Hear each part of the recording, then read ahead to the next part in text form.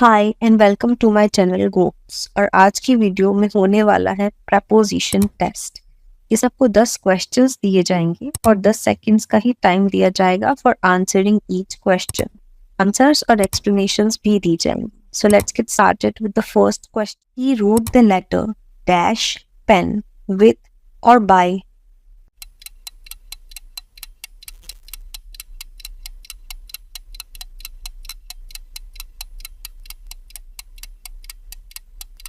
The correct answer is with. अब आप पूछोगे क्यों, बाय क्यों नहीं? तो जब हम काम करने वाले पर्सन को बताते हैं तब हम बाय लगाते हैं। फॉर एग्जाम्पल, लेटर उसके द्वारा लिखा गया है, the letter is written by him. लेकिन जब हमें काम करने वाले इंस्ट्रूमेंट को बताना हो तब हम विद लगाते हैं। उसने लेटर पेन से लिखा है, he wrote the letter with pen. तो याद रखना, by person with instrument. Coming to next question. She sat dash her mom and dad, among or between.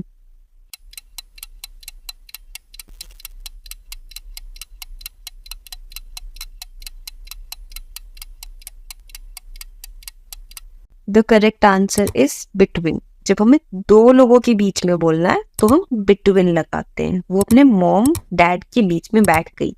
Mom and dad दो लोग हैं, दैट्स वाई बिटवीन। और जब हमें तीन या उससे ज्यादा के बीच में बोलना है तो हम अमंग बोलते हैं। फॉर एग्जाम्पल, वो स्टूडेंट्स के बीच पॉपुलर है। स्टूडेंट्स बहुत सारे होते हैं, मोर देन 2, इसलिए she is popular among students. Next question. He jumped dash the wall, above और ओवर।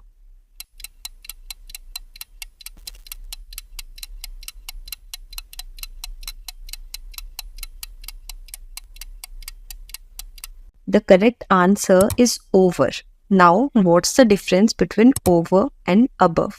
तो जब कोई चीज किसी चीज के ऊपर मूवमेंट में है तब ओवर का यूज होता है। जैसे एयरप्लेन हमारे घर के ऊपर से गया, एयरप्लेन मूवमेंट में ऊपर से गया। The airplane flew over our house.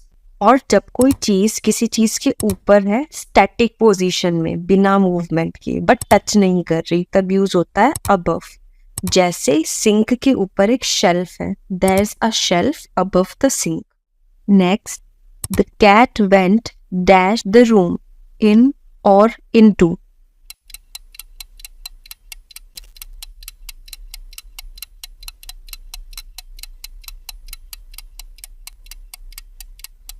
So the correct answer is into.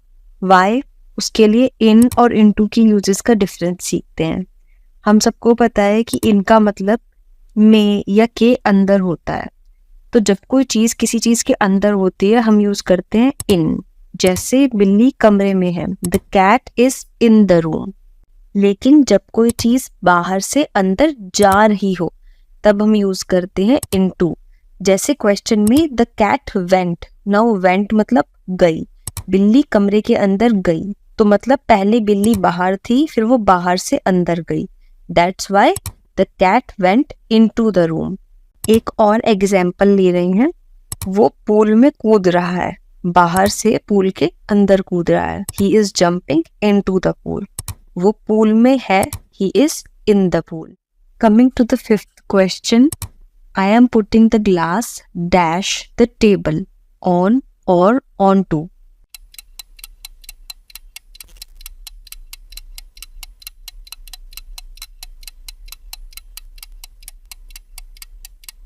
The correct answer is on to.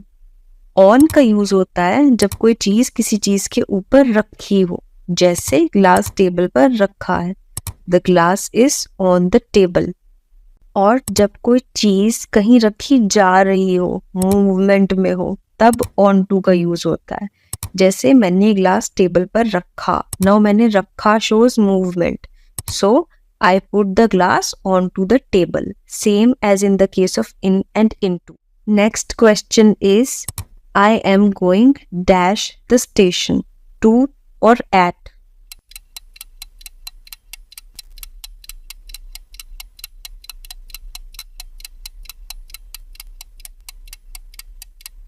The correct answer is to.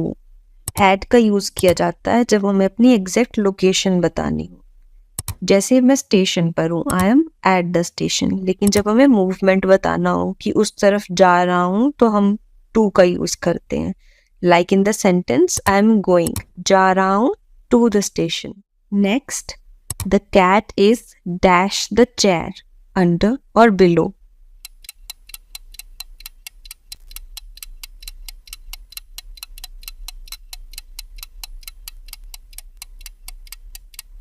The correct answer is under. Under और below के बीच में क्या difference होता है? Under use होता है जब कोई चीज किसी के नीचे है, टचिंग या क्लोज, पास में, और ये चीजों के साथ यूज होता है, जैसे under the bed, under the table. और बिलो का यूज होता है कंपैरिजन में नीचा या कम बताने के लिए।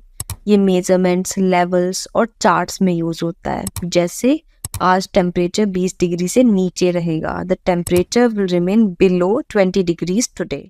Coming to the next sentence, I have lived here dash 10 years, since or for.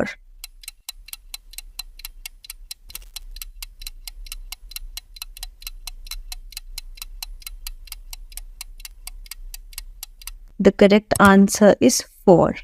Since का यूज होता है जब हमें काम का स्टार्टिंग पॉइंट बताना है, ये काम कब से शुरू हुआ और अब तक चल रहा है।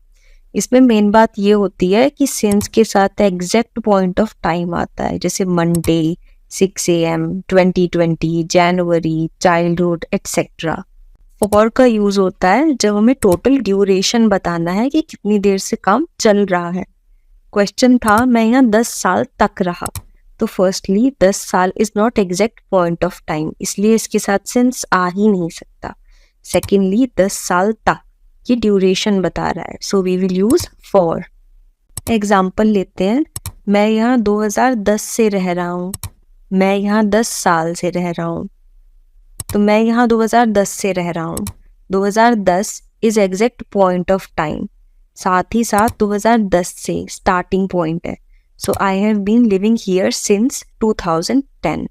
मैं यहाँ 10 साल से रह रहा हूँ, कितनी देर से? 10 साल से, ड्यूरेशन ऑफ टाइम, प्लस 10 साल is not exact point of time.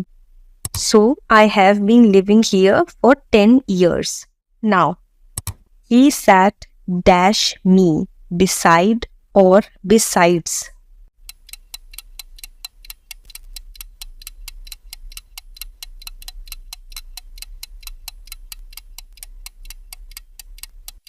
Answer is beside. ये बहुत सिंपल है। बिसाइड का मतलब होता है नेक्स्ट टू, के पास, बगल में। वो मेरे बगल में बैठा, he sat beside me. Besides का मतलब होता है इन एडिशन टू, के अलावा। वो इंग्लिश के अलावा फ्रेंच भी बोलती है। Besides English, she also speaks French. Last one, he went dash, out और आउटसाइड।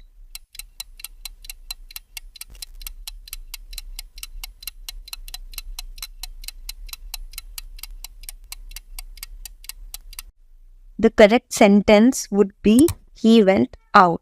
क्यों? outside क्यों नहीं? out का मतलब बाहर, outside का मतलब बाहर, लेकिन किसी स्पेसिफिक लोकेशन के बाहर। यहाँ सेंटेंस था वो बाहर गया, अब हमें नहीं पता कहाँ से बाहर गया, घर से बाहर गया, ऑफिस से बाहर गया, इसलिए हमने बोला he went out। लेकिन वहीं अगर सेंटेंस होता he went dash the house, तो आंसर होता आउटसाइड, वो घर से बाहर गया, he went outside the house. I hope आपको वीडियो पसंद आई होगी, अगर हाँ तो वीडियो को लाइक कर दो। आउट ऑफ 10 खुद को स्कोर देना कमेंट सेक्शन में कि आपने कितने आंसर सही बताए, and please subscribe to my channel. Thank you so much for watching, bye.